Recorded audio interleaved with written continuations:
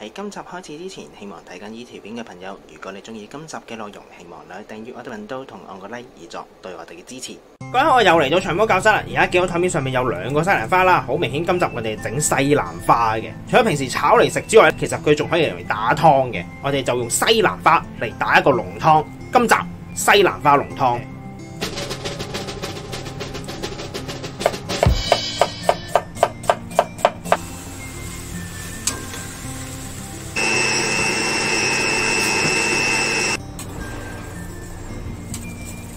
首先我哋要做嘅，先將西蘭花去咗個梗先，切法都好簡單嘅，兜圈將呢啲葉切晒出嚟，葉嚟嘅唔係花嚟。而家做一次，不斷咁打斜，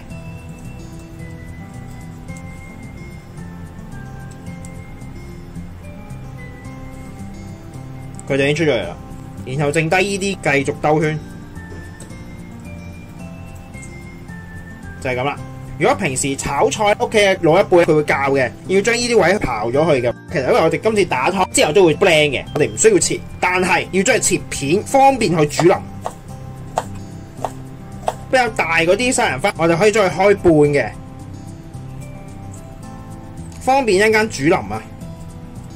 之後我哋先沖一沖洗佢先，之後我哋會需要洋葱，洋葱咧我哋先去皮切半。跟住切條，我自己就先去咗呢個尾嗰度嘅，因為之後就容易散開啊。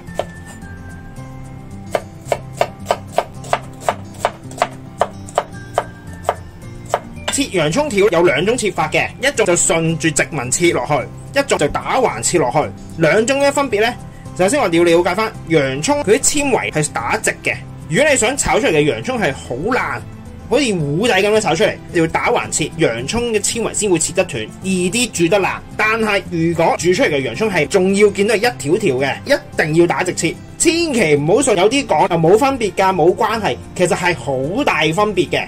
所以你見中式牛柳、中式豬扒嗰啲，你見洋葱一定係順住直紋切呢，就係咁解啦。煮出嚟就唔會爛㗎啦。呢度就係所有嘅材料，一眼睇晒㗎啦。西蘭花雞湯自己打嘅雞湯嚟嘅，洋葱、cream、牛油，先落油，開火，加埋我哋個牛油落去。用牛油嘅話，我哋係用細火嘅。牛油溶晒之後，轉翻做中火，先落晒所有洋葱。洋葱係唔可以炒到佢上色，我哋只能夠炒軟身嘅啫，純粹將佢。如果想個湯更加香呢，你可以落1湯匙嘅蒜粉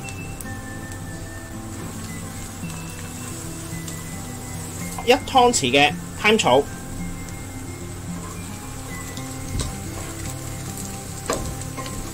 點樣知啲洋葱炒完未呢？會見到啲洋葱其實已經係軟晒㗎啦，同埋開始有啲透透地時候呢，就要落西蘭花。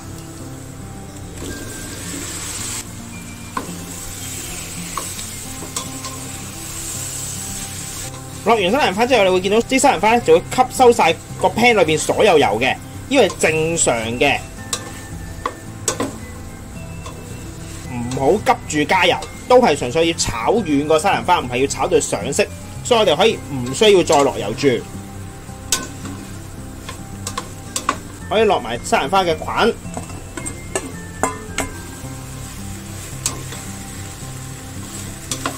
當啲西蘭花亦都炒軟咗嘅時候，我哋就可以加雞湯。但係點知啲西蘭花炒軟未呢？好簡單，攞最硬嗰個位置，即係呢啲菌。如果可以好輕易撳得爛嘅，斬得斷佢，咁就已經得㗎啦。然後我哋就會加雞湯，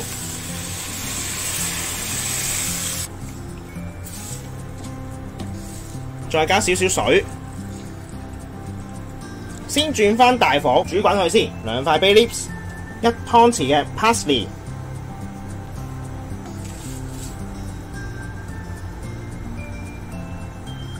滾咗之後轉細火，然後simmer佢大概半個鐘頭，差唔多啦。而家就可以 blend 咗佢啦，夾翻晒所有 bay leaves 出嚟先。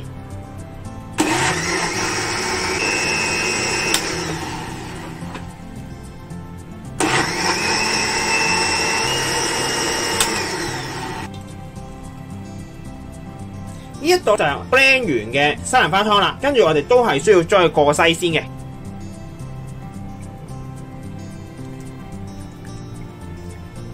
將頭先隔好晒嘅西蘭花湯倒落去先，然後加 cream，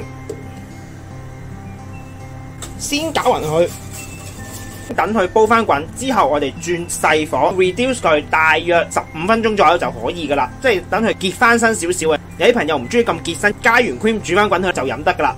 已經15分鐘啦，可以俾大家睇睇，其實已經結咗好多噶啦，冇頭先咁削身嘅。就可以落啲鹽去調味，最後我哋就嚟擺盤啦。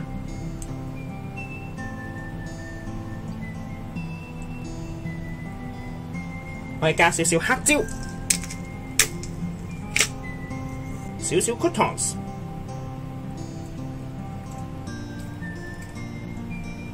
少少嘅脆培芹。再加少少 cream 做裝飾，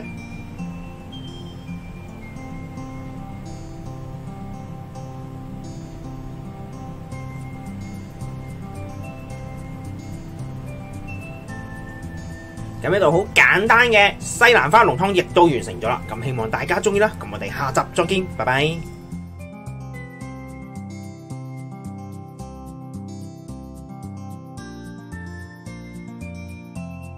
而家我哋就嚟試味啦，先試咗魚味先，好強勁嘅西蘭花味啊，係好濃嘅，好 creamy 嘅。跟住試下撈埋其他配菜一齊，連埋 bacon 同 croutons 一齊食，會增加咗個脆口嘅感覺啊，就唔會太過漏啊。今集亦都差唔多啦，多謝各位收睇。詳細食譜我哋會上傳喺 Facebook 專頁嗰度，有興趣嘅話可以上去查閱。另外，如果中意我哋頻道嘅話，希望可以訂閱我哋頻道同按個 like，以作對我哋嘅支持。希望大家中意啦，我哋下集再見，拜拜。